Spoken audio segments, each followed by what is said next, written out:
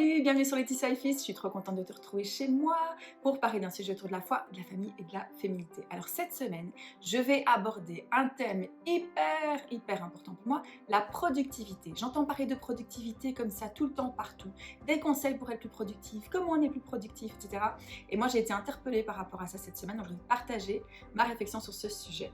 Alors quand je demande à une maman souvent, comment ça va? La réponse que j'entends tout le temps c'est la course. Ou bien c'est je suis débordée, ou bien c'est je gère.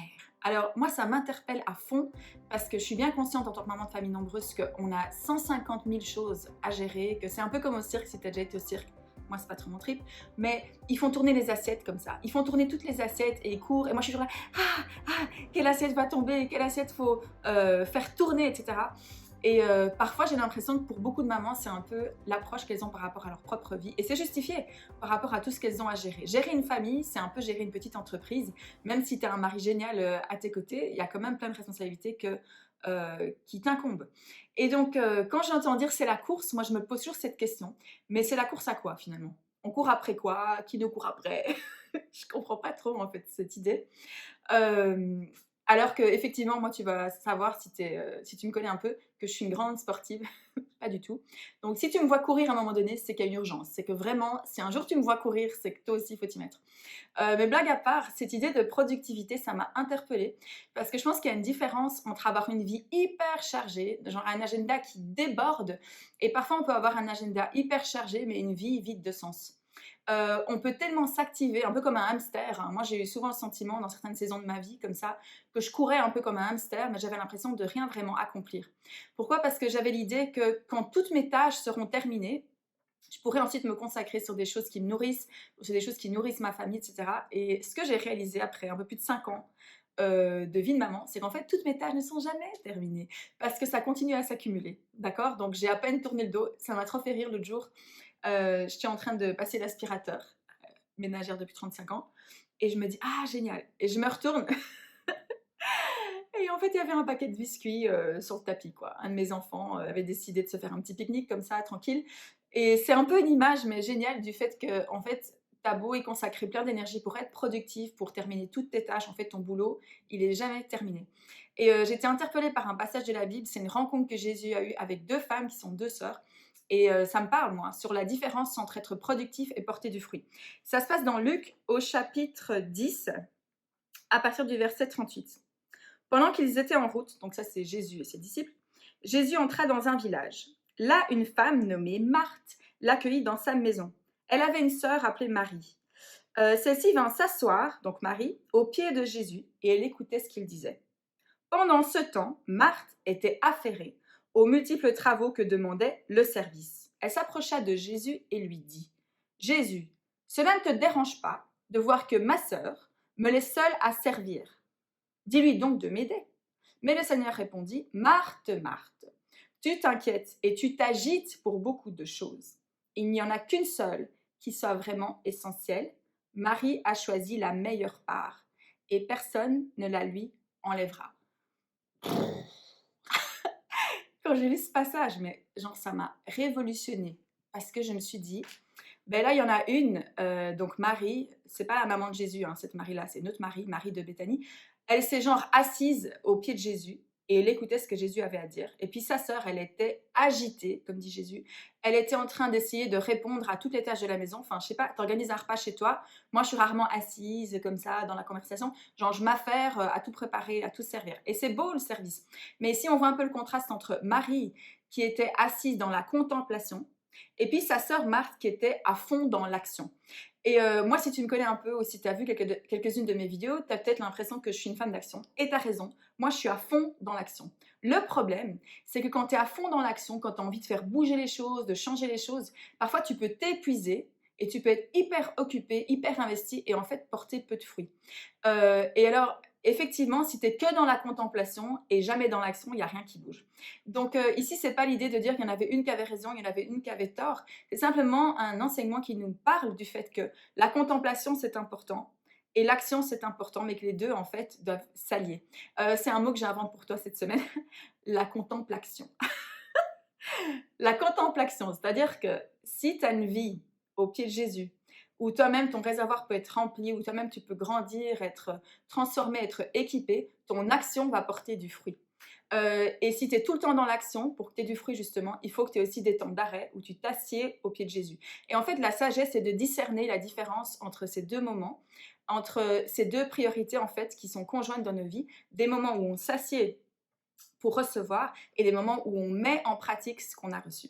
Et c'est ça que Jésus nous appelle à vivre. Et j'aime trop cet équilibre parce que ça me parle dans ma vie de maman aussi, où je me dis parfois, dès que j'aurai fini, genre j'ai un bébé encore à la maison et je me dis, bah, il fait une sieste d'1 h 30, 2 heures. Je me dis, ça y est, top départ, ça y est. C'est le moment de tout nettoyer du sol au plafond, c'est le moment de faire la lessive, de lancer le lave-vaisselle, de prendre une douche, de me laver les cheveux, de répondre à mes mails, de payer les factures, de prendre des rendez-vous médicaux. C'est le moment de tout faire et je me dis souvent, dès que j'aurai fait tous ces trucs pratiques-là, je pourrai m'asseoir et puis moi aussi remplir mon propre réservoir, notamment au niveau spirituel, c'est-à-dire passer du temps dans la Bible, passer du temps dans la louange et tout.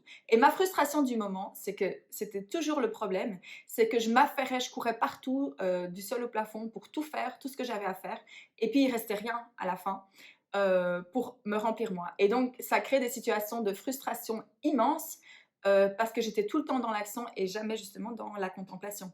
Et je te parle ici, ben, c'est une chaîne, je te parle de la foi, donc je te parle de remplir ton réservoir aussi au niveau spirituel, mais ça peut être remplir ton réservoir aussi au niveau physique, au niveau émotionnel, ça dépend un peu des besoins que tu as aujourd'hui.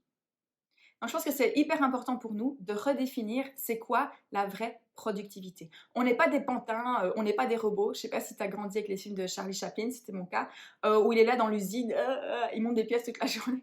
C'est pas ça la vraie productivité, on n'est pas des machines. Jésus, son appel, et d'ailleurs dans la parole il est dit dans Jean, je vous ai appelé afin que vous portiez du fruit et que votre fruit demeure. La vraie productivité, c'est de porter du fruit. Et on ne peut pas porter du fruit si on n'est pas bien enraciné. Si notre vie est constamment dictée par l'urgence du moment, nous passons à côté de l'essentiel. Alors, 2 conseils pratiques pour choisir la bonne part et investir dans ce qui est essentiel. Premièrement, protège ton temps avec Dieu. Si on est tout le temps dans l'action, mais qu'on n'a pas cette racine-là, qui est bien profonde, bien établie, on ne va pas porter de fruits. Protège ton temps avec Dieu, ça veut dire quoi? Ça veut dire que fais-en une priorité.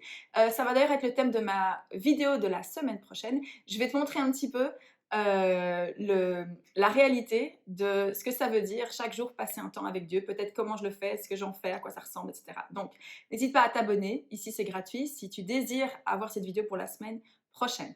Donc, protège ton temps avec Dieu, ça veut dire fais-en une priorité. De la même manière que tu as besoin de te nourrir, ton corps a besoin de se nourrir, ton esprit a besoin de se nourrir aussi de nourriture de qualité. Alors moi, je sais qu'au travers des différentes années, ça a ressemblé un peu à des choses différentes en fonction des saisons de la vie dans laquelle j'étais.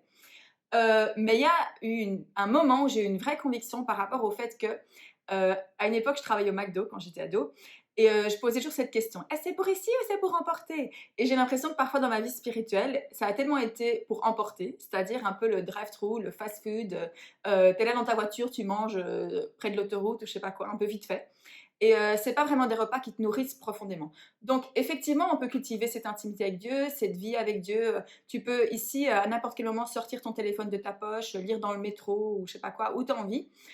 Et pourtant, je pense que ça reste essentiel d'avoir un temps à part qui est consacré, où on s'assied avec Dieu, et c'est un moment de qualité. Comme dans un couple, si on se voit toujours comme ça, on se croise dans le couloir entre deux trucs et qu'on parle un petit peu que des obligations logistiques de notre vie ou de nos besoins, de la famille, etc., on va pas vraiment nourrir la relation. Et je pense qu'avec Dieu, c'est essentiel aussi de protéger, d'avoir un moment réservé, rien qu'à lui, un temps de qualité pour lui et pour moi. Et ce temps-là, si j'en fais pas une priorité dans ma vie, si je le protège pas, je vais être sans cesse happée par toutes les autres distractions qui sont dans ma vie. Je vais être pleine de bonnes intentions, mais pas nécessairement porter du fruit. Et c'est comme ça qu'on s'épuise en fait. Alors, ce que je voudrais te véhiculer comme message aujourd'hui, c'est que du temps passé avec Dieu, c'est jamais du temps perdu. Moi, j'ai tellement eu du mal parfois à me dire, je vais m'asseoir ici, que ce soit 10 minutes, 15 minutes, 30 minutes, peu importe, mais je me sens, genre, c'est au moment où je m'assieds pour commencer à prier, au moment où j'ouvre ma Bible, que je me souviens de toutes les choses qui sont à faire. Alors, parfois, pour éviter la distraction, je vais te dire, hein, je m'assieds, je prends un post-it et j'écris tac, tac, tac, tac, genre appeler le médecin, prendre rendez-vous chez le kiné, téléphoner au dentiste, hein. Je me sors tout ça de la tête, comme ça, toutes les distractions, je peux les mettre sur le côté. pour effectivement libérer en fait du temps, libérer de l'espace où je peux me consacrer uniquement sur ma relation avec Dieu. Donc protège ton temps avec Dieu parce que c'est la clé pour porter du fruit. Deuxième conseil pratique, c'est protège ta connexion avec tes enfants. C'est valable aussi pour la connexion avec ton époux, mais aujourd'hui, je me centre sur la relation avec tes enfants.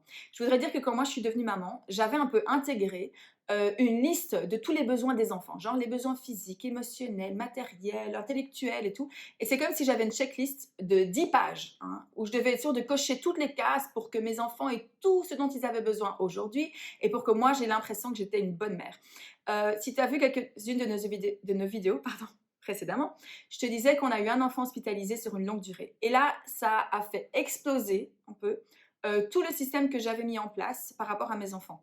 Parce que j'avais plus comme ça toute la possibilité durant la journée de me dire je vais cocher chaque case. Et alors chaque matin, les 10 pages, pour te donner un peu un exemple, le compteur était nouveau remis à zéro. Hein. J'avais plus cette possibilité parce que pendant cette période, pendant plusieurs mois, je les voyais genre une demi-heure le matin, une demi-heure avant le coucher. Ça veut dire que je devais aller à l'essentiel.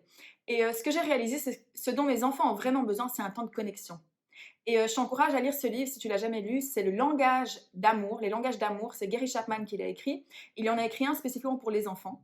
Parce que chaque enfant comprend et reçoit et exprime son amour avec un langage différent. Tu peux trouver aussi des tests sur Internet. Ça s'applique au couple, ça s'applique à la famille. Donc, langage d'amour des enfants. Donc, ça veut dire que mon objectif, dans ces moments-là où j'avais que 30 minutes, c'est d'aller à l'essentiel. C'est-à-dire de connecter avec mon enfant par rapport à son langage. Est-ce qu'il a besoin d'être pris dans les bras? Est-ce qu'il a besoin simplement que je le regarde dans les yeux pendant 10 minutes et qu'il ait l'impression que à ce moment-là, il est la personne la plus importante pour moi. Et aller à l'essentiel, c'est aller à la connexion. Ça veut dire que parfois, au lieu de dire à mes enfants, je suis occupée, je suis occupée, je suis occupée, je suis occupée, je m'occuperai de toi après, ou je te regarderai après, ou on parlera après, ou je t'écouterai plus tard, j'écouterai plus tard ce qui s'est passé à l'école aujourd'hui, parce que le plus tard, en fait, il n'arrive pas.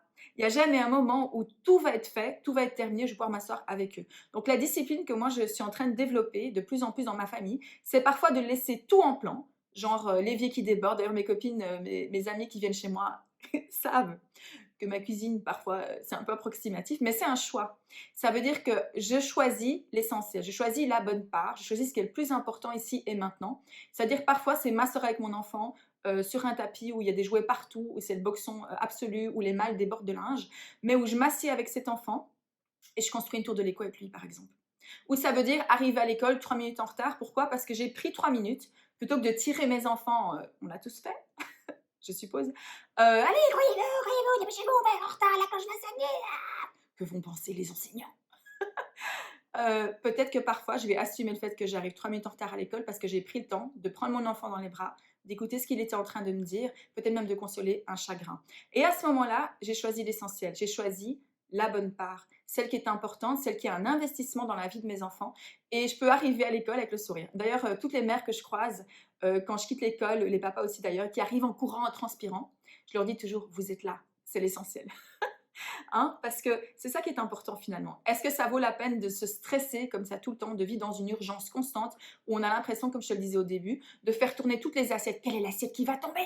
C'est impossible. C'est une pression énorme qu'on se met qui est impossible à satisfaire au quotidien. Enfin, qui a envie de vivre comme ça? Moi, pas en tout cas. Et je sais que quand moi je suis stressée, mais à fond, qu'est-ce qui s'en ressent? C'est la relation, la qualité de la relation avec les personnes de ma vie, avec mon mari, avec mes enfants. Donc, choisis l'essentiel, choisis la bonne part. C'est une manière de redéfinir pour nous c'est quoi le succès. Moi, quand j'évalue un petit peu à la fin de la journée, je me dis, est-ce qu'aujourd'hui, j'ai pris un temps pour nourrir ma relation avec Dieu?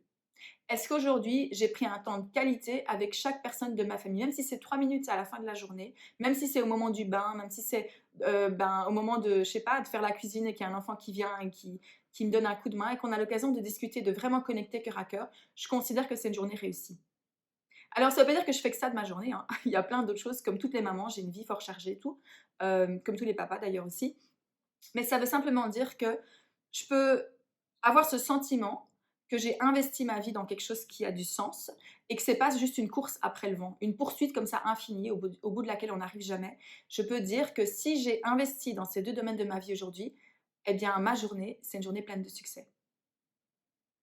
Alors, je vais t'encourager cette semaine par rapport à cette pensée que je t'ai partagée, peut-être à regarder ta propre vie et à te poser cette question. Qu'est-ce que ça veut dire pour moi ici, aujourd'hui, de choisir l'essentiel, de choisir la bonne part, d'investir dans ce qui est utile dans ce qui est essentiel plutôt que ce qui est urgent constamment. Qu'est-ce que ça veut dire redéfinir le succès? C'est quoi une journée réussie pour moi? C'est quoi une journée réussie pour ma famille? Dans quoi est-ce que j'investis mon temps? Et si tu veux partager avec moi ton histoire ou des réflexions à ce sujet, ou si tu penses qu'il y a une personne qui a peut-être besoin d'entendre ce message, n'hésite pas à partager cette vidéo et on se retrouve sur Laetitia et Fils, ça se passe sur Instagram ou sur Facebook, et n'hésite pas à partager ton vécu avec les autres mamans que tu vas y retrouver et peut-être même les autres papas.